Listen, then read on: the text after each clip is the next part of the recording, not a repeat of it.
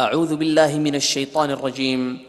بسم الله الرحمن الرحيم. الحمد لله رب العالمين الرحمن الرحيم مالك يوم الدين إياك نعبد وإياك نستعين اهدنا الصراط المستقيم صراط الذين أنعمت عليهم غير المغضوب عليهم ولا الضالين آمين. إن الحمد لله نحمده ونستعينه ونستغفره ونؤمن به ونتوكل عليه ونعوذ بالله من شرور أنفسنا ومن سيئات أعمالنا من يهده الله فلا مضل له ومن يضلل فلا هادي له وأشهد أن لا إله إلا الله وحده لا شريك له وأشهد أن محمدا عبده ورسوله أرسله بالحق بشيرا ونذيرا وداعيا إلى الله بإذنه وسراجا منيرا من يطع الله ورسوله فقد رشد ومن يعص الله ورسوله فإنه لا يضر إلا نفسه ولا يضر الله شيئا أما بعد فأعوذ بالله من الشيطان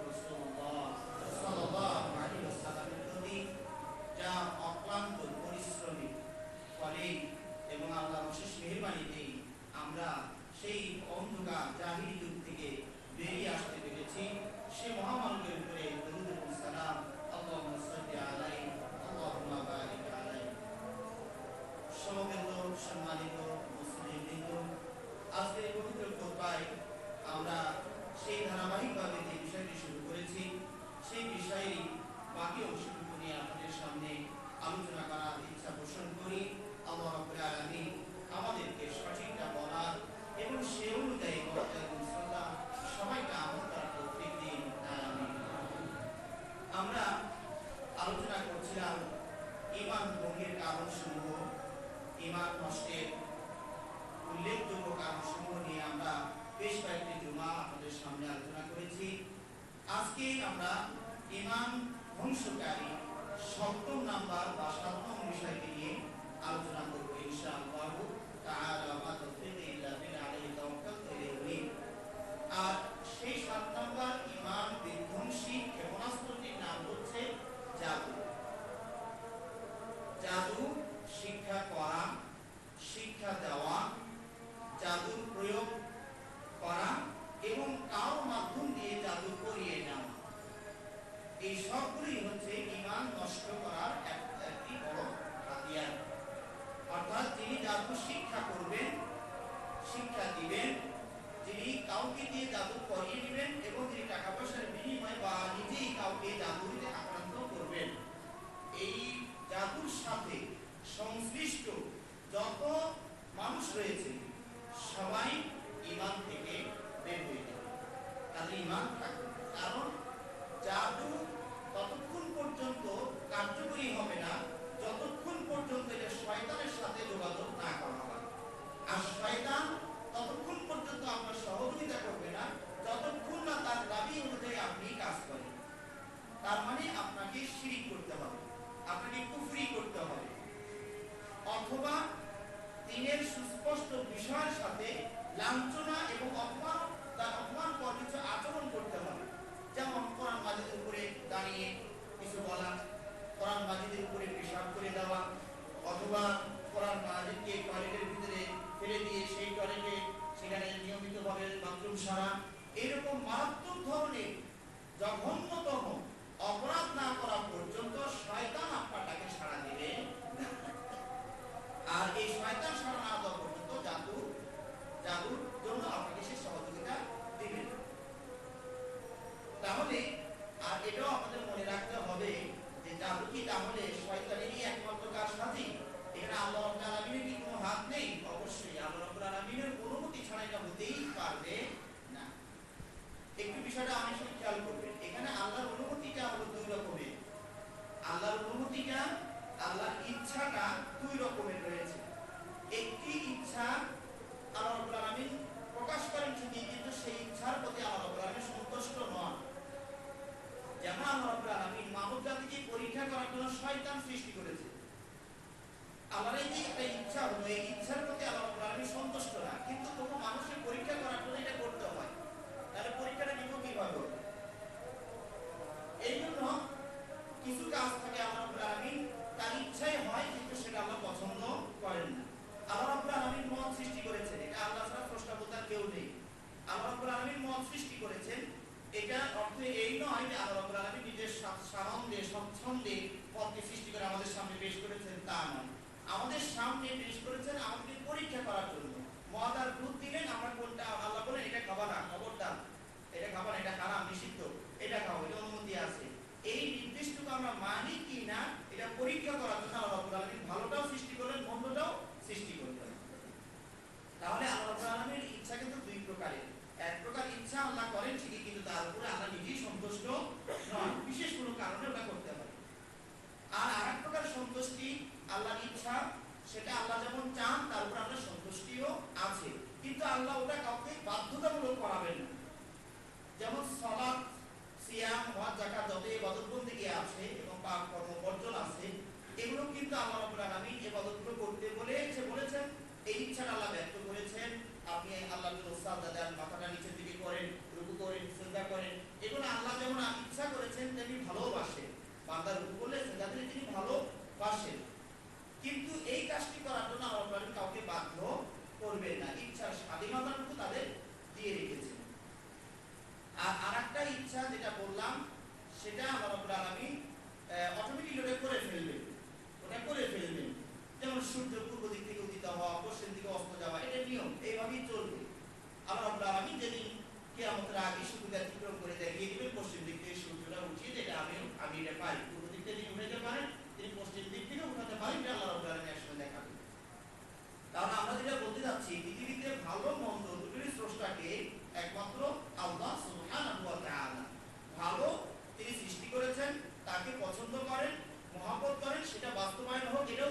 কিন্তু বাধ্য করেন না। আর মন্দটা তিনি ইচ্ছা করেন, পছন্দ করেন না, কিন্তু কেউ এটাকে ঠেকাইতেও পারবে না। আল্লাহ যেটা বলবে সেটা হয়ে যাবে, সেটা হবে। এই হচ্ছে মোটামুটি আল্লাহ রাব্বুল আলামিনের দুটো ইচ্ছা। তাহলে একটা জাদু যখন সে জাদু করতে চায়, শয়তানের সাথে আঘাত করে, কুফরি করে, তখন আল্লাহ রাব্বুল আলামিন তাকে অনুমতি দিয়ে দেন। ঠিক আছে, তুমি যখন এই ক্ষতি করতে চাচ্ছ, ওই তোমার আরেক ভাই তোমাকে অনুমতি দেওয়া হলো, তুমি যদি আমার সাথে কুফরি করলা, শিরক করলা, দেওয়া হলো।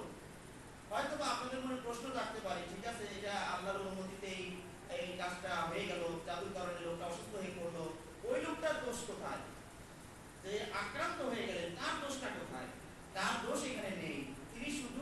তিনি আল্লাহর পরীক্ষায় পড়ে গিয়েছেন। অন্য শত্রু পক্ষ তাকে আক্রমণ করেছে, তিনি এখানে ধৈর্যের পরিচয় দিবেন। শরীরের সম্মত যে চিকিৎসাগুলো রয়েছে সেগুলো তিনি চিকিৎসা করবেন, আর আল্লাহর কাছে কাটাকাটি দোয়া করতে থাকবেন। এর কারণে যদি তার মৃত্যু ঘটে যায়, কিয়ামতের দিন তিনি ওই যিনি জাদু করেছিলেন তার পক্ষ থেকে পরিপূর্ণ সওয়াবের হকদার সেদিন হয়ে যাবে। তো আমরা যেটা বলছিলাম, এই যে জাদু, এটা হচ্ছে আপনার ঈমান নষ্ট করার একমাত্র একটা অন্যতম একটি হাতিয়ার। এখানে শিরিক না করলে জাদু কোনোদিনও বাস্তবায়ন হবে না। এবং দেখবেন জাদুর শব্দাবলী বেশিরভাগই অস্পষ্ট থাকে, যাতে যখন না বোঝে, কারণ বুঝতে শিখতে চাইবে না, বলতে চাইবে না, মুসলিম তো কিছুটা হলেও বোঝার চেষ্টা করবে। এইগুলো জাদুর শব্দগুলো থাকে হয়তো সাংস্কৃতিক ভাষায়, যেটা জাদুকররা বোঝেই না যে কি বললাম আমি ভিতরে, অথবা অন্য কোনো ভাষায়, অস্পষ্ট ভাষায় থাকবে, এবং এমন ভাবে কলা কৌশলে বলা হবে আপনি টেরও পাবেন না। আমাদের এলাকায় আমরা দেখতাম ছোটবেলায় প্যারালাইসিস রোগীকে ঝাড়ার জন্য এক ধরনের ওঝা পাওয়া যেত। কেউ রোজা বলে, কেউ ওঝা বলে, এক একটা ভাষা, ওই ঝাড়ফুঁক করে, এরকম কবিরাজ পাওয়া যায়। তারা এসে যে ঝাড়ফুঁক করে, যে কবিতা গায়, গানের স্বরে যে কথাগুলো বলে, এর ভিতরে পুরোটাই শিরক দিয়ে ভরপুর থাকে। তার একটি চরণ মনে হচ্ছে, বন্দনা করি আমি আলীর চরণে, বন্দনা করি আমি ফাতেমার চরণে। কথাগুলো আলী ফাতেমা শুনে ভালোই লাগে, আলী ফাতেমার কথাই তো বলছে, ভালো মানুষ এরা। কিন্তু কথার অর্থ হলো কি, বন্দনা মানে ইবাদত করা, চরণ মানে পা, আলী মান তো বুঝতে পারলেন। তাহলে আমি ইবাদত করি, বন্দনা করি আলীর চরণে, আলীর পায়ে আমি ইবাদত করি, শিরক হয়েছে না হয় নাই? বন্দনা করি আমি ফাতেমার চরণে, তাহলে যে ফাতেমার চরণে সে বন্দনা করে, ইবাদত করে আল্লাহর জন্য নয়, ফাতেমা আলীর জন্য সে বন্দনা করে। এইভাবে শিরকের মাধ্যম দিয়ে আপনার ঝাড়ফুঁক করা হয়। সুতরাং এগুলো থেকে আপনাদেরকে সাবধান থাকতে হবে। তাহলে এই যে জাদু, এটা ঈমান ধ্বংস করা অন্যতম একটি কারণ। কেউ যদি এটা করে বা করিয়ে নেন শত্রুকে ঘায়েল করার জন্য, অথবা এখানে আরেকটা পয়েন্ট আছে, স্বামী স্ত্রীর ভিতরে প্রেম ভালোবাসা সৃষ্টির জন্য অথবা বিচ্ছেদ সৃষ্টির জন্য যারা এই কাজগুলো করেন, এটাও অনেকটাই জাদুর প্রভাবই করে। হয়তো একটা ছেলে একটা মেয়ে পছন্দ করে, কিন্তু দেখা যায় আত্মীয় স্বজন রাজি হয় না, তখন সেই কুফরি কালামের মাধ্যমে তাকে বশে আনার চেষ্টা করে, সেই পরিবারটাকে, সেই মেয়েটাকে বশে আনার চেষ্টা করে। এটাও হাতিয়ার হচ্ছে একমাত্র জাদু, শিরক কুফরির মাধ্যমে এটা সম্ভব। আবার হয়তো স্বামী স্ত্রী মিল মহব্বতে চলছে, তাদের ভিতরে কেমনে ফাটল সৃষ্টি করা যায়, আর স্বামী স্ত্রী ফাটল ধরা মানেই ছেলেটার ওই দাম্পত্য জীবনটাই পুরাটাই রসাতলে চলে যাবে। যেখানেই যাবে তারা কোনো ইনকাম সোর্সের আর তেমন উন্নতি দেখাতে পারে, সবসময় টেনশন, ভিতরে গোলমাল, বাইরে গিয়ে আর যতই জামা কাপড় রঙিন আর ভালো গাইলেন, ভিতরে কাজ হয় না, স্বামী স্ত্রীর ভিতরে যদি গন্ডগোল থাকে। এই জন্য অনেক মানুষ ঈর্ষান্বিত হয়ে স্বামী স্ত্রীর ভিতরে ফাটল সৃষ্টি করে এই জাদুর মাধ্যম দিয়ে। এই জাদু যেমন দেহের উপরে প্রভাব ফেলে, মন মানসিকতার উপরে প্রভাব ফেলে, এবং বিভিন্ন ভাবে এটা প্রভাব আছে। এটার বাস্তব প্রমাণ আপনারা কোরআন হাদিস পড়লেই পেয়ে যাবেন।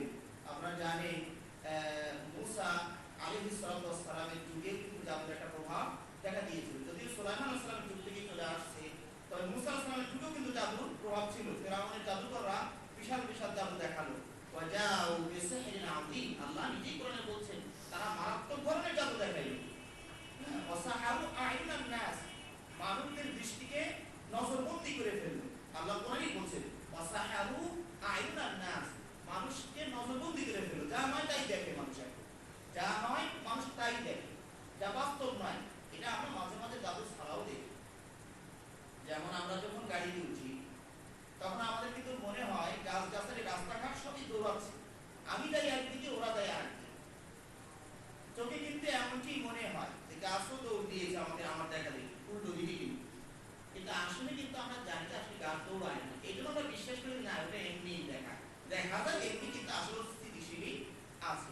তাহলে এটা কিন্তু দৃষ্টির ভ্রম, যা নয় তাও অনেক সময় মানুষ দেখতে পায়। তো জাদুকররা মাঝে মাঝে চোখের উপরে ওইরকম একটা পর্দা ফেলে দিবে, যা নয় তাই দেখতে পাবে, অথবা সে যা দেখাতে চায় মনে হবে হ্যাঁ এটা যেন ওইরূপই মনে হচ্ছে।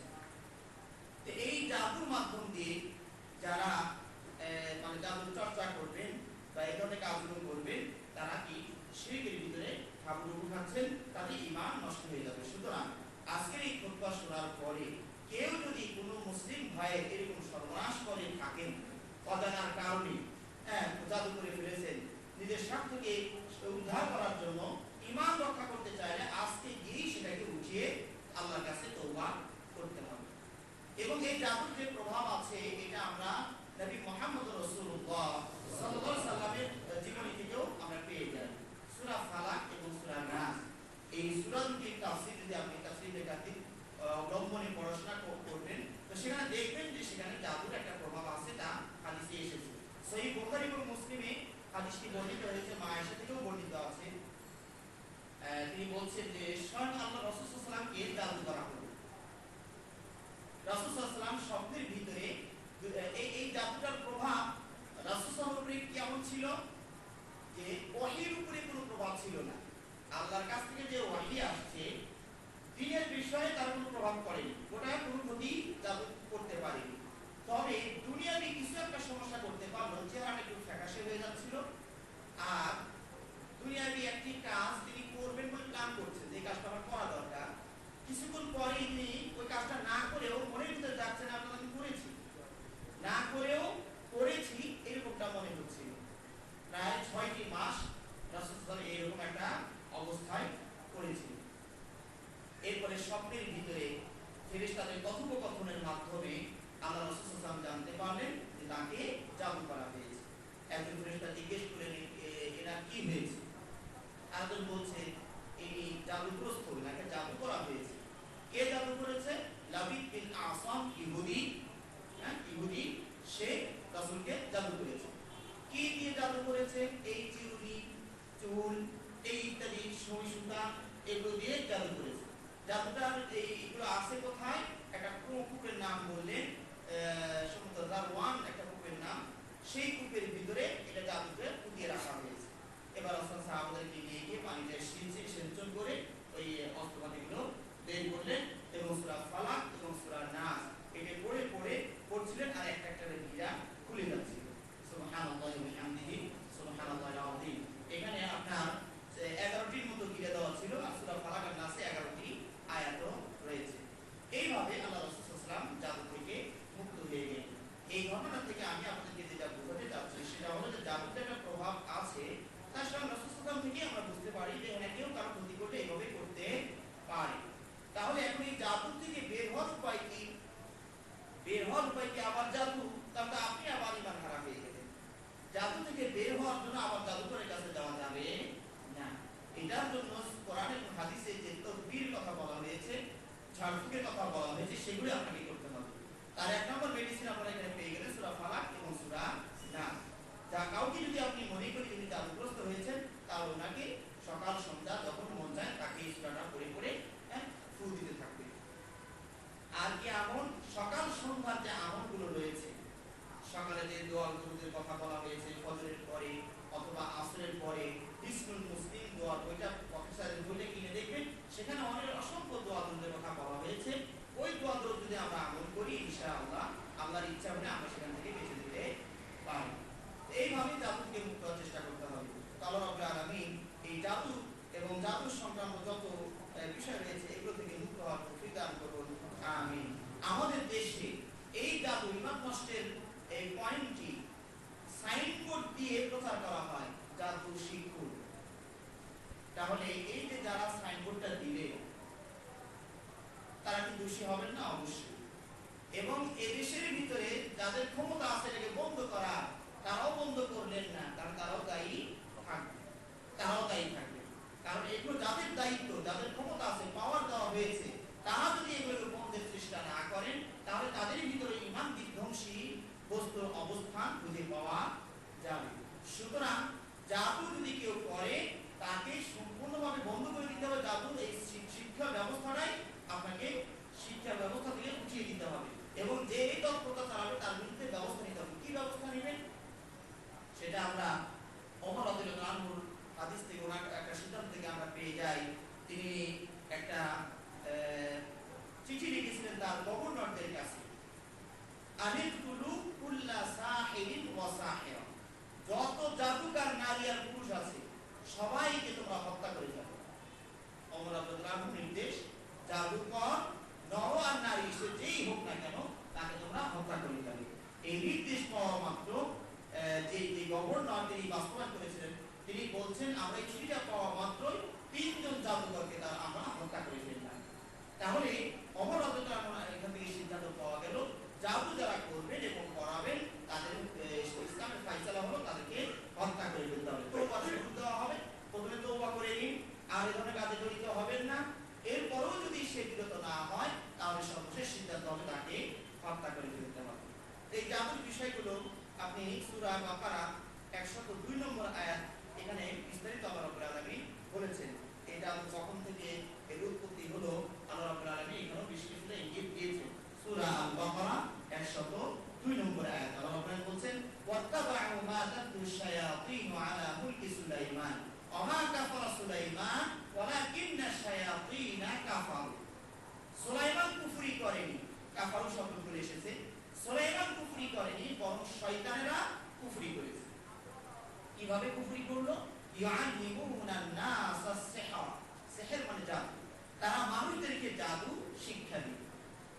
তাহলে তাদের কুফরির একমাত্র পয়েন্ট ছিল, অবলম্বন ছিল জাদু শিক্ষা দেওয়া। কারণ জাদুর ভিতরেই কুফরি আছে, শিরক কুফরি সব এর ভিতরে মিশ্রিত আছে। সুতরাং এই জাদু যারা শিক্ষা দিচ্ছিলেন তাদেরকে শয়তান বলা হয়েছে এবং তাদেরকে কাফেরও প্রাণী বলা হয়েছে। এখানে বিস্তারিতভাবে এই আয়াতে আল্লাহ রাব্বুল আলামিন বলেছেন এবং আল্লাহর কি ইচ্ছা ওই সময় 2 জন ফেরেশতাকে আল্লাহ রাব্বুল আলামিন জাদু ওস্তাদ হিসেবে প্রেরণ করেছিলেন। মানে আল্লাহর পরীক্ষাটা দেখুন কেমন জটিল ছিল।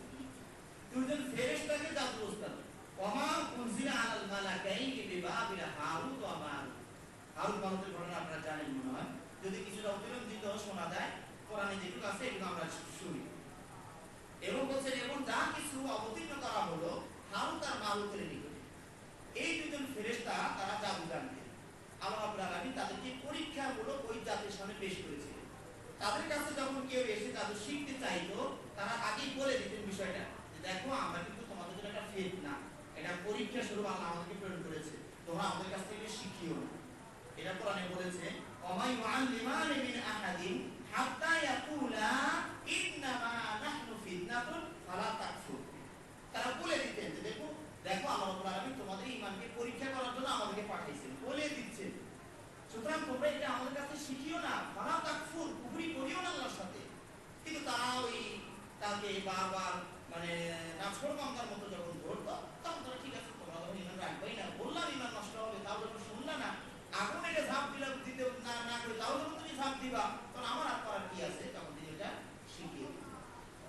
এরপর আল্লাহ বলছেন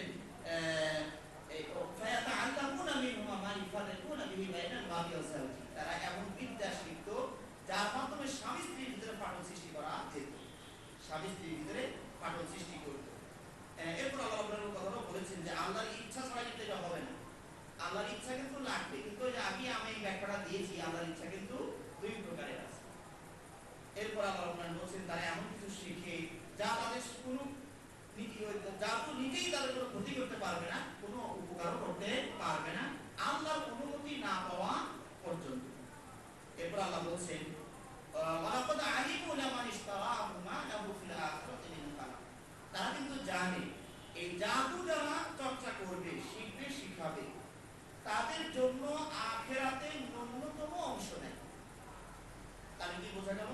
জাদু যারা করবে তাদের জন্য আখিরাতে ন্যূনতম কোন ভালো অবদান প্রতিদান আল্লাহ রাব্বুল আলামিনের কাছে নেই। তার মানে বোঝা গেল তার ঈমান থাকলো না। সে যতই ভালো কর্ম করুক, সে যেহেতু জাদুর সাথে জড়িয়ে পড়েছিল তার সব আমল নষ্ট হয়ে যাবে।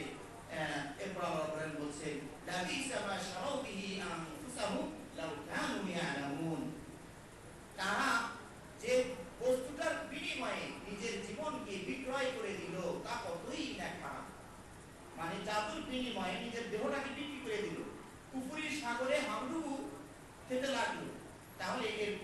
কতই না খারাপ, কিয়ামতের দিন সে পুরোটাই আপনার ক্ষতিগ্রস্তদের কাতারে উঠবে।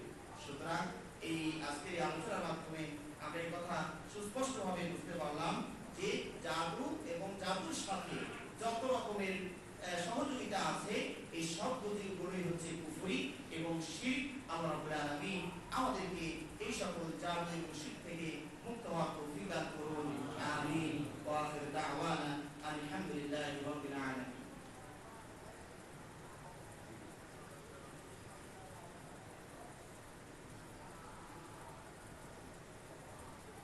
إن الحمد لله وحده والصلاة والسلام على من لا نبي بعده وعلى آله وأصحابه ومن تبعهم بإحسان إلى يوم الدين أما بعد। সম্মানিত মুসলিমবৃন্দ, আপনারা গত জুমার খুতবায় অবগত হয়েছেন যে আমাদের মসজিদে কলেবর বাড়ানো দরকার। আমাদের মুসলিমের সংখ্যা যেভাবে দিন দিন বেড়ে চলেছে তাতে আমাদের যে অবস্থা আছে তাতে সংকুলান হচ্ছে না। হয়তো আপনারা অনেকেই জেনে থাকবেন আমাদের প্রায় 100 জনের মতো ছাত্র পার্শ্ববর্তী জায়গায় কিন্তু সলাৎ করে। ওরা কিন্তু মসজিদে আসে, ওরা আসলে তো আমরা তো আরো জায়গা দিতাম। তো ওরা কিন্তু পাশে ওই যে আমাদের আগে যে জিন্সের মসজিদটা ছিল সেখানে তারা ওখানে ছেলেরা সলাৎ আদায় করে। এরপরে মাদ্রাসাও দিন দিন বেড়ে চলেছে। এক সময় ছাত্র ছিল মাত্র 120 জনের মতো। আমরা যখন আজকে 7 বছর আগে ছিলাম তখন ছাত্র সংখ্যা ছিল 120। এখন সেই ছাত্র সংখ্যা বেড়ে ভর্তির সময় 350 মতো হয়ে যায়। ভর্তির সময় 350, হয়তো বা দূর দূরান্ত থেকে ছেলেরা আসে, শেষের দিকে হয়তো দেখতে দেখতে কম হয়ে যায়, 300 বা 300 আশপাশে তখন এসে যায়। এইভাবে ছাত্র সংখ্যা এখানে বেড়ে চলেছে। এরপরে আলহামদুলিল্লাহ, আল্লাহ শুকরিয়া, আমাদের কিছু ভাই তারা নিজেরাই সহিহ হাদিস চর্চা করে নিজেরাই সহিহ জিনিসটা শেখার চেষ্টা করছেন এবং তখন বুঝতে পারছেন যে না, এটা শিয়া মসজিদ নয়, এটাই সহিহ হাদিসের মসজিদ, আকীদার মসজিদ, তখন তারা আবার আমাদের কাতারে শামিল হচ্ছে। এইভাবে করে আমাদের আস্তে আস্তে পরিবহন বৃদ্ধি পাচ্ছে, জনগণ বৃদ্ধি পাচ্ছে। আলহামদুলিল্লাহ, আল্লাহর শুকরিয়া। তো এই জনগণকে যেন আমরা একটু ব্যবস্থাপনা দিতে পারি। আল্লাহ রাব্বুল আলামিন 5 তলা পর্যন্ত তো এই কুইতি ভাইদেরকে সবের খাতায় সবটুকু 5 তলা কুইতি খাতা যাচ্ছেন, তো কমপক্ষে 6 তলার খাতাটা যেন বাংলাদেশের খাতায় থাকে, কমপক্ষে এটা তো আমরা চেষ্টা করতে পারি। আর আশা করি আপনারা স্বতঃস্ফূর্ত এখানে অংশগ্রহণ করবেন। এখানে পরীক্ষা নিরীক্ষার কাজ চলছে। আসলে যে আমাদের ফাইলিং যেভাবে দেওয়া আছে তারপরে আসলে ষষ্ঠ করাটা সম্ভব কিনা এবং ছাদ না দেওয়ার কমপক্ষে টিন সেট দেওয়া যায় কিনা, এরকম বিভিন্ন পরিকল্পনা এখানে করা হচ্ছে। সামনে পশ্চিম পাশে জায়গাগুলো সম্ভব শহর থেকে তাদেরকে বুঝিয়ে কোনোভাবে নেওয়া সম্ভব হয় কিনা, এগুলো চেষ্টা প্ল্যান হয়তো আমাদের আছে। আল্লাহ রাব্বুল আলামিন বিষয়টাকে সহজ করে দেন। আমিন। তো আমরা যেটা বলছিলাম, গত জুমার খুতবার পরে আমাদের দুজন ভাই নিবেদিত প্রাণ, তারাও এই সহিহ হাদিস, ওনারা আমাকে জন্মগতভাবে আমাদের সাথে সমস্যা করছেন না, ওই কোরআন হাদিস পড়ে জেনে তারা দুই ভাই মোটামুটি আশপাশে তাদের বাসা, আমি নামটা বলছি না, তো তারা খুতবা শুনে স্বেচ্ছায় রাজি হয়ে গিয়েছেন যে এই 6 তলা কমপ্লিট করতে যত বস্তা সিমেন্ট লাগবে ওই দুই ভাই স্বেচ্ছায় তারা ওই সম্পূর্ণ সিমেন্টের দায়িত্ব নিয়ে নিয়েছে। আলহামদুলিল্লাহ, আল্লাহ রাব্বুল আলামিন তাদের সম্পদে বরকত দিয়ে দিন, তাদের মন মানসিকতাকে আরো উন্নত করে দিন, তাদেরকে বলা মুসিবত থেকে আল্লাহ হেফাজত করুন। এর সাথে সাথে আমরা 2-4-5 টাকা যাই দেই না কেন, রব্বুল আলামিন যেন তাও কবুল করে নেন। মনের আন্তরিক ইচ্ছা সাদকায়ে জারিয়া, এগুলি বলে সাদকায়ে জারিয়া। আজকে মানুষ মরে গেলে 50,000, 1 লাখ টাকা, 2 লাখ টাকা খরচ করে ঢাকঢোল পিটিয়ে কিভাবে খাওয়াই দিলেন, সম্পূর্ণ শরীয়ত বিরোধী কাজ। এই কাজ করতে গিয়ে সব তো হবেই না, বরং আরো গুনার ভাগী আপনি হয়ে যাবেন। হ্যাঁ, এই জন্য অনেক সময় মানুষ ফোন করে এটা কি জায়েজ নাই, আমি বলি জায়েজ আছে তার জন্য যে খুশি হয়েছে ওর জন্য জায়েজ আছে। কেমনি মানুষ খায় কখন, সুখে না দুঃখে? না, মানুষ তো সুখেই খায়, দুঃখ আসলে মানুষ খায় নাকি সহজে? তো তাই যদি হয়, তা আপনার আব্বা মারা গেল, আপনি এখন সুখী না দুঃখী? ওই না, একটু দুঃখ হইতে খেতে গেলেন কেমনি, নিজেও খেলেন আর দশজনকে নিয়ে এইসব খাওয়াইলেন। তাহলে আমি একটু মজা বলে একটু রসিকতার মাধ্যমে বলি আর কি, যে যিনি খুশি হয়েছেন বাবা মারা গেছে, আমাদের চাবিকাঠি বাবার হাতেই ছিল, এখন বেড়া হচ্ছে মারা যাওয়ার কারণে চাবিকাঠি আমার হাতে আসছে, একদিকে খুশি আর একদিকে দুঃখ, তারপরে দুঃখটা খুব একটা শান্তি, খুশিটাই বেশি, কাজী গরু গরু জবে করে খাওয়া যাও। এই যদি হয় তার জন্য জায়েজ আছে, যেহেতু বাবা বললে খুশি হয়েছে ওর জন্য জায়েজ আছে। নাউযুবিল্লাহি মিন যালিক। এটা না করে আমরা যদি সেই টাকাটাই এই মসজিদে ব্যবহার করি, এই মসজিদ যতদিন দাঁড়িয়ে থাকবে ততদিন আপনি সব পেতে থাকবেন, আপনিও পাবেন, আপনার আব্বা আম্মা তারাও সাদকায়ে জারিয়া, অনেক সময় জারিয়া অর্থ বুঝি না। জারিয়া মানে চলমান, প্রবাহমান, যা দীর্ঘদিন লাস্টিং করবে, স্থিতিশীল হবে, এগুলোকেই সাদকায়ে জারিয়া বলে। যার থেকে আপনার নিজস্ব কোনো স্বার্থ উদ্ধার হবে না, এহকালে কোনো স্বার্থ নাই, পরকালীন সব স্বার্থ এখানে আছে, এগুলো কি সাদকায়ে জারিয়া বলা হয়। আল্লাহ রাব্বুল আলামিন এখানে সহযোগিতা করার জন্য সার্বিকভাবে আমাদেরকে তৌফিক দান করুন, আমিন। আমাদের নিচে আমাদের কমিটিবৃন্দ লোকও আছেন, শিক্ষকরাও আছেন, হয়তো আপনারা কমপক্ষে নামটাও লিখে দিতে পারেন, যা যখন কাজ শুরু করবেন তখন আমি 1000 ইট দিব, আমি 2000 ইট দিব, অথবা আমি টাকা দিব, অথবা আমি রড দিব, অথবা আমি বালু দিব, অথবা আমি মিস্ত্রি খরচ দিব। আমরা তাই আপনারাই এটা দায়িত্ব নিয়ে করে ফেলেন। হ্যাঁ, যেভাবেই হোক ইনশাআল্লাহ আমরা যদি পরস্পরের সহযোগিতা করি, আশা করি ইনশাআল্লাহ কাজটি সমাপ্ত হতে সময় লাগবে না। আমাদের এখন আপনাদের মন মানসিকতা দেখে আমাদের যেটা মনে হয়েছে শুরুটাই বাকি, শেষ হতে ইনশাআল্লাহ সময় লাগবে না। আল্লাহ রাব্বুল আলামিন আমাদেরকে তৌফিক দান করুন, আমিন। এর পাশাপাশি আরো কিছু কাজ আপনাদেরকে হয়তো আমরা মাঝে মাঝে বলে থাকি, সেগুলো আপনারা সম্ভব হলে সহায়তা করার চেষ্টা করবেন। এর ভিতরে একটি কাজ হচ্ছে ওই আমাদের ছেলেরা, মাদ্রাসা ছেলেরা এখানে একটা প্রকাশনা বিভাগের মতো সুপার রিসার্চ সেন্টার দিয়ে একটা বই তারা বাজারে ছাড়ার চেষ্টা করে, শিরিক বিদাতের বই, পকেট সাইজের একটা বই, আকীদা সংক্রান্ত জরুরি কিছু মাসলা মাসাইল, পকেট সাইজের বইটা তারা গত বছর 10,000-এর মতো ছাপিয়েছিল। ছাত্রদের কাছ থেকে এবং কিছু হিতাকাঙ্ক্ষী ভাইদের কাছ থেকে সহযোগিতা নিয়ে তারা এটা করেছিলেন। এবার তারা আরো বেশি টার্গেট নিয়েছে, আরো যেন বেশি করে কপি মানুষের ঘরে ঘরে পকেট সাইজের ছোট বই পৌঁছে দেওয়া যায়। 1000 বই ছাপাতে প্রায় 5,000 টাকা খরচ হয়। তোরা টার্গেট নিয়েছে 20,000 বই ছাপানো, তাই 1 লাখ টাকার মতো বাজে। কেউ যদি মনে করে যে আমার পক্ষ থেকে 1000 বই ছাপানো 5,000 টাকা, তাও দিতে পারেন। এটাও আমার কাছে দিতে পারেন, ডক্টর সাহেব ভাইস প্রিন্সিপাল ওনাকেও দিতে পারেন, অথবা আমাদের ছাত্রদের দায়িত্বশীল আছেন হাবিবুর রহমান, তার কাছেও আমরা দিতে পারেন। আল্লাহ রাব্বুল আলামিন আমাদের এগুলো হচ্ছে সাদকায়ে জারিয়া, মানুষের আকীদা সংশোধনের জন্য ওইগুলো মানুষের দ্বারে দ্বারে পৌঁছে দেওয়া দরকার। এই যে শিরকের বিষয় আমরা জানলাম, ইমান নষ্টকারী বিষয়, এটা ওখানে তুলে ধরা হয়েছে। এগুলো যদি মানুষের কাছে পৌঁছে যায় ইনশাআল্লাহ মানুষ উপকৃত হবে। আরেকটি বিষয় আপনাদেরকে স্মরণ করে দিচ্ছি, সেটা হলো আপনারা জানেন হজের মৌসুম এসে যাচ্ছে। এখন আমরা অনেকেই হয়তো হজের নিয়ম করে ফেলছে, যাবেন, আগ্রহ করেছে। তবে আমাদের বিনীত অনুরোধ থাকবে, যদি আমাদের নিজস্ব ভাইদের কোনো ট্রাভেল এজেন্সি থাকে, অর্থাৎ সহিহ আকীদার মানদণ্ডে যদি এটা পরিচালিত হয়,